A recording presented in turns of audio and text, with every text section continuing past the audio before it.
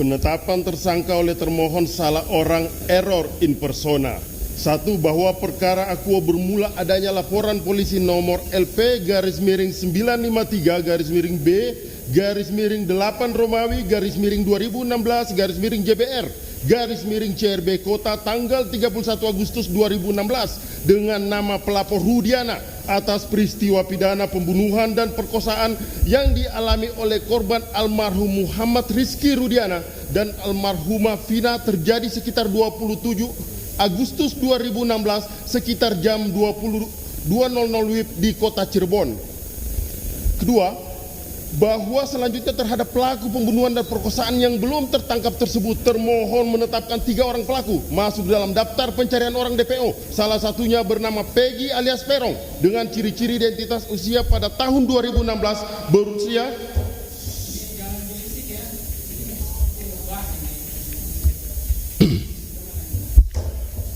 dilanjutkan. Saya ulangin.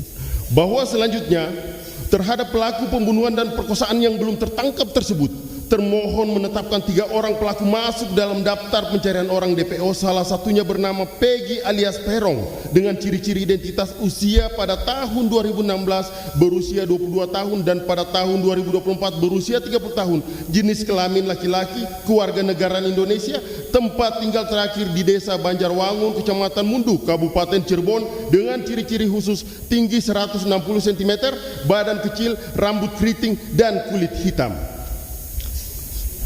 3. Bahwa pada tahun 2016 masih dalam tahap penyidikan kasus pembunuhan tersebut, termohon tiba-tiba datang ke rumah pemohon beralamat di Dusun 1 Blok Simaja, RT RW 0402, Desa Kepompongan, Kecamatan Kabupaten Cirebon, yang mana pada saat itu termohon tidak bertemu dengan pemohon dikarenakan pemohon sejak bulan Juli 2016 atau setidak-tidaknya setelah kejadian peristiwa tersebut bekerja sebagai buruh bangunan di Bandung. Selanjutnya pada saat di rumah pemohon tersebut, termohon melakukan penggeledahan dan penyitaan patut diduga kuat secara ilegal terhadap 2 unit motor, yakni 1 motor merek Suzuki Smash dalam keadaan rusak milik pemohon dan 1 lagi motor merek Yamaha Jupiter milik saudara pemohon tanpa dibuatkan berita acara penyitaan atau surat tanda penerimaan atau tanpa surat izin ketua pengadilan setempat sebagaimana dimaksud dalam pasal 38 ayat 1 dan 2 KUHP junto pasal 42 ayat 1 KUHP. Berikut kutipannya.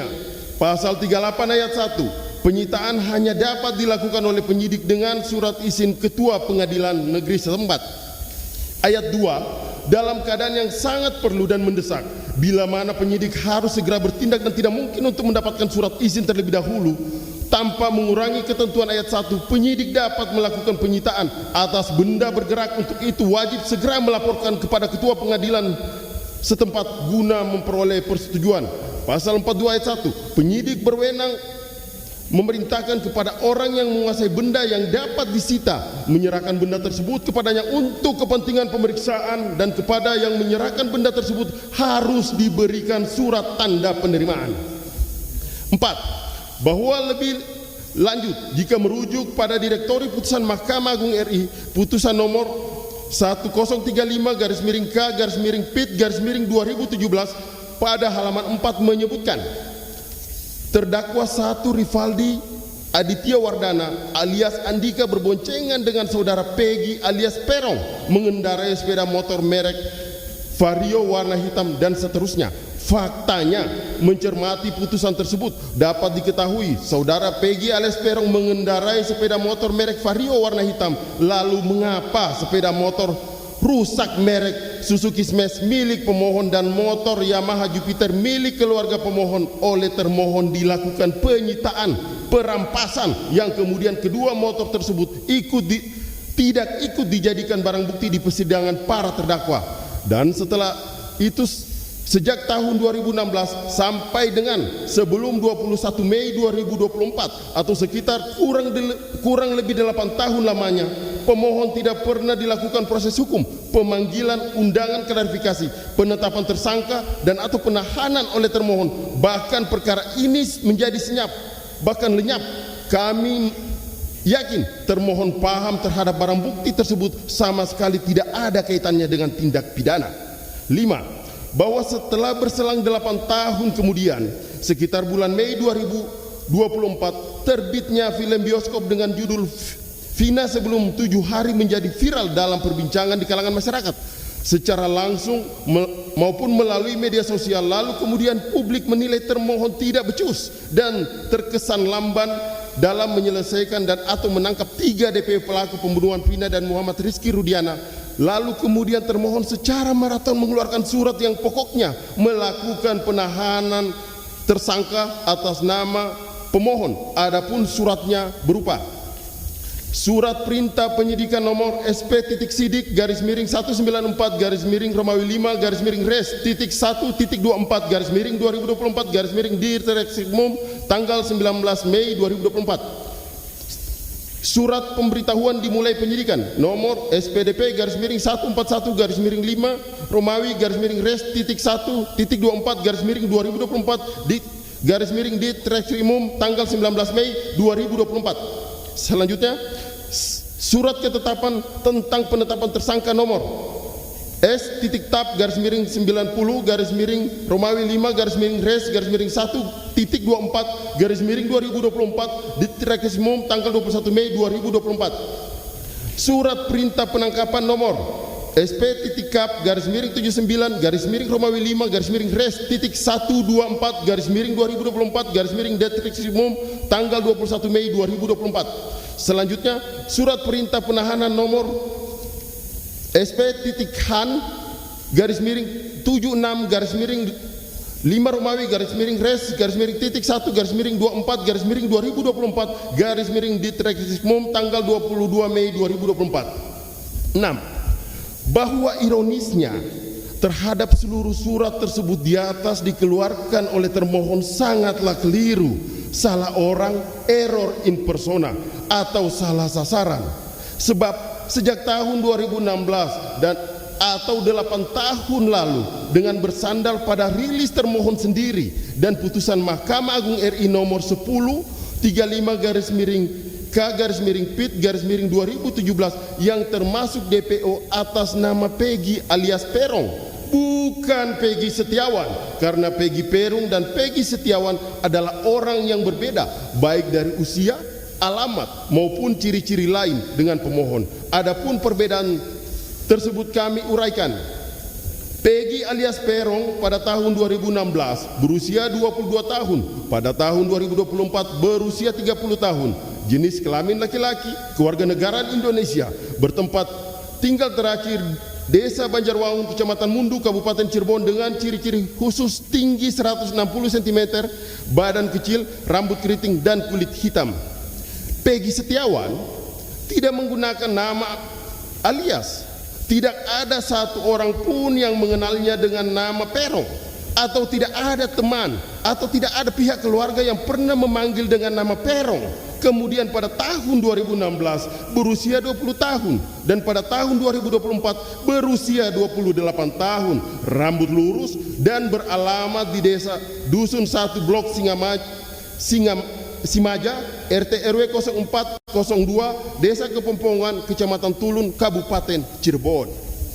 7. Bahwa lebih lanjut, pemohon Peggy Setiawan saat kejadian tanggal 27 Agustus 2016 telah bekerja sebagai kuli bangunan di Bandung dan tinggal di kota Bandung. Bahkan keberadaan pemohon bekerja di kota Bandung sejak pemohon selesai lanjut tingkat pertama SLTP, atau sekitar pemohon masih berumur 16 tahun. Oleh karena itu, kesalahan yang dilakukan oleh termohon adalah perbuatan yang semena-mena, tindakan yang tidak manusiawi yang nyatanya telah salah menangkap dan menahan seseorang.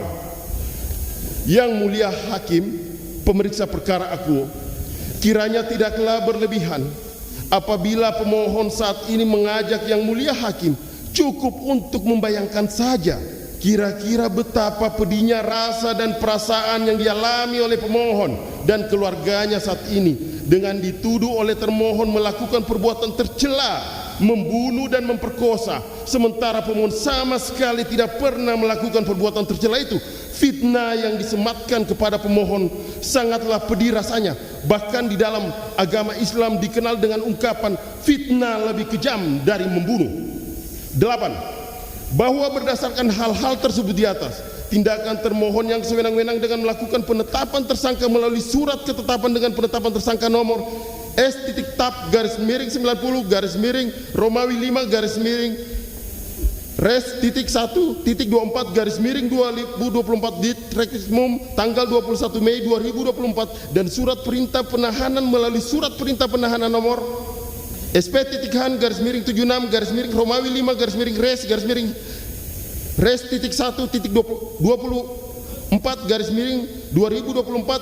Ditkrimum tanggal 22 Mei 2024 adalah tidak sah secara hukum atau setidak-tidaknya dinyatakan batal demi hukum sebab salah alamat dan salah orang.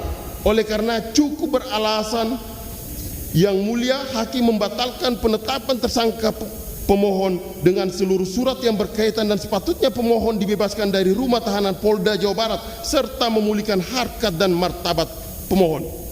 9. Bahwa berdasarkan dalil di atas, termohon telah salah orang dalam menetapkan tersangka kepada pemohon. C. Termohon tidak cukup bukti dalam menetapkan pemohon sebagai tersangka. 1. Bahwa berdasarkan pasal 1 angka 14, tersangka adalah orang yang karena perbuatannya atau keadaannya berdasarkan bukti permulaan patut diduga sebagai pelaku tindak pidana. Kedua, bahwa berdasar putusan Mahkamah Konstitusi dengan nomor perkara 21 PUU 2014 frasa bukti permulaan yang cukup dan bukti yang cukup dalam pasal 1 angka 14, pasal 17 dan pasal 21 ayat 1 KUHP oleh Mahkamah Konstitusi dinyatakan harus dimaknai sebagai minimal 2 alat bukti sesuai dengan pasal 184 KUHP. Ketiga, bahwa dalam penetapan tersangka terhadap diri pemohon tidak berdasarkan 2 alat bukti sebagaimana yang dimaksud dalam pasal 184 dan putusan Mahkamah Konstitusi perkara 21 PUU Romawi 12 2014. Hal tersebut didasarkan fakta-fakta sebagai berikut: bahwa proses tindak lanjut atas laporan polisi atas nama pelapor Rudiana tidak sesuai dengan ketentuan KUHP junto Peraturan Kepala Kepolisian Republik Indonesia nomor 14 tahun 2012 tentang manajemen penyidikan tindak pidana, di mana penyidikan berupa tindakan pengumpulan barang bukti dan keterangan termasuk pemanggilan saksi-saksi mahkota yang saat ini menjadi terpidana. Tidak diketahui surat perintah penyidikan dan surat perintah penyidikan dan prosedur sesuai hukum yang berlaku. Bahwa keterangan saksi-saksi mahkota yang saat ini menjadi terpidana sejak semula telah dilakukan pencabutan. Bahwa keterangan-keterangan yang sebelum dicabut oleh para saksi mahkota seluruhnya diberikan tanpa didampingi penasihat hukum sebagaimana ketentuan pasal 56 KUHP. Bahwa identitas pemohon dengan identitas DPO yang telah diterbitkan oleh termohon pada tahun 2016 sangat berbeda dengan identitas dan ciri-ciri khusus pemohon, di mana proses penerbitan DPO berdasarkan pasal 31 Peraturan Kepala Kepolisian RI nomor 14 tahun 2012 tentang penyidikan tindak pidana. Bahwa pada saat kejadian tindak pidana yang disangkakan kepada pemohon Peggy Setiawan yang terjadi pada tanggal 27 Agustus tahun 2016, pemohon sedang berada di Bandung Juli 2016 sampai dengan Desember 2016 sehingga Peggy Setiawan tidak berada di tempat kejadian perkara. Bahwa berdasarkan keterangan ahli dan termasuk surat visum et repertum tidak ada yang menerangkan bahwa pemohon adalah pelaku atas perbuatan tindak pidana yang disangkakan pemohon, yang disangkakan termohon. Bahwa pemohon hingga saat ini tidak mengakui perbuatan yang disangkakan oleh termohon. 4. Bahwa dalam putusan nomor 4 /Pit.B /2017 /PN CBN Majelis Hakim dalam pertimbangan halaman 104 alinea terakhir dan seterusnya. Selanjutnya saudara Peggy alias Perong memukul dan menyabet samurai pendek berbentuk pipa ke anak korban Muhammad Rizky Rudiana sehingga akhirnya korban Muhammad Rizky Rudiana meninggal dunia di tempat. Dari pertimbangan yang disebutkan oleh majelis hakim agar termohon menghadirkan bukti tersebut berupa samurai pendek berbentuk pipa bersama hasil sidik jarinya, karena Peggy Setiawan pada saat tidak berada di lokasi kejadian, bahkan tidak mengetahui kejadian tersebut karena sedang berada di Bandung bekerja sebagai kuli bangunan. 5. Bahwa berdasarkan pada argumen-argumen sebelumnya, maka pemohon sangat meragukan terhadap terpenuhinya dua alat bukti yang dimiliki oleh termohon sebagai dasar untuk menetapkan pemohon sebagai tersangka dalam dugaan tindak pidana perlindungan anak dan atau pembunuhan berencana dan atau pembunuhan sebagaimana dimaksud dalam pasal 80 ayat 1, 3 junto pasal 81 ayat 1 UU RI nomor 35 tahun 2014 tentang perubahan atas UU RI nomor 23 tahun 2022 tentang perlindungan anak dan atau pasal 340 dan atau pasal 338 KUHP junto pasal 55 ayat 1 ke 1 KUHP oleh Polri Daerah Jawa Barat, Direktori Reserse Kriminal Umum kepada pemohon mengingat jarak waktu peristiwa hukumnya saja telah terlalu lama, maka menjadi tidak salah apabila kemudian pemohon menduga dua alat bukti saat dijadikan pegangan termohon untuk menetapkan pemohon sebagai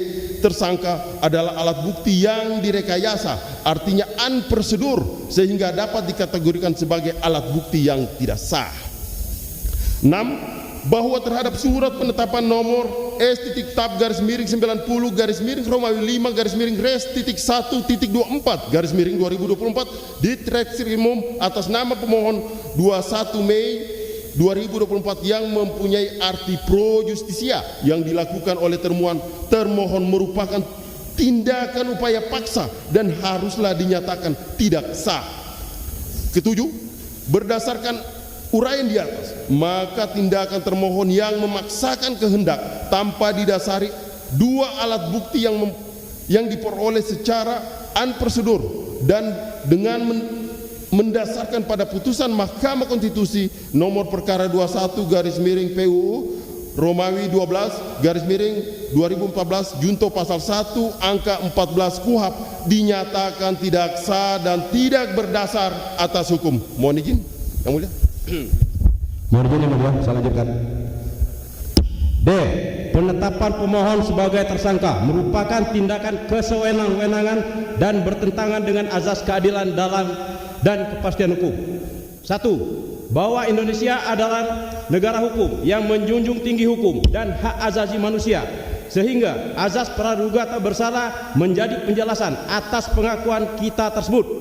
Bukan hanya kita, negara pun telah menuangkan ke dalam konstitusi Undang-Undang Dasar 1945 pasal 1 ayat 3 yang berbunyi, negara Indonesia adalah negara hukum, artinya kita semua tunduk terhadap hukum dan HAM serta mesti dalam kehidupan berbangsa dan bernegara. Kita termasuk dalam proses penegakan hukum. Jika ada hal yang kemudian menyampingkan hukum dan hak asasi manusia tersebut, maka negara wajib turun tangan melalui perangkat-perangkat hukumnya untuk menyelesaikan secara adil, artinya perlakuan yang adil bagi pemohon dalam penegakan hukum, sehingga tercipta azas pemeriksaan yang terbuka atau transparan.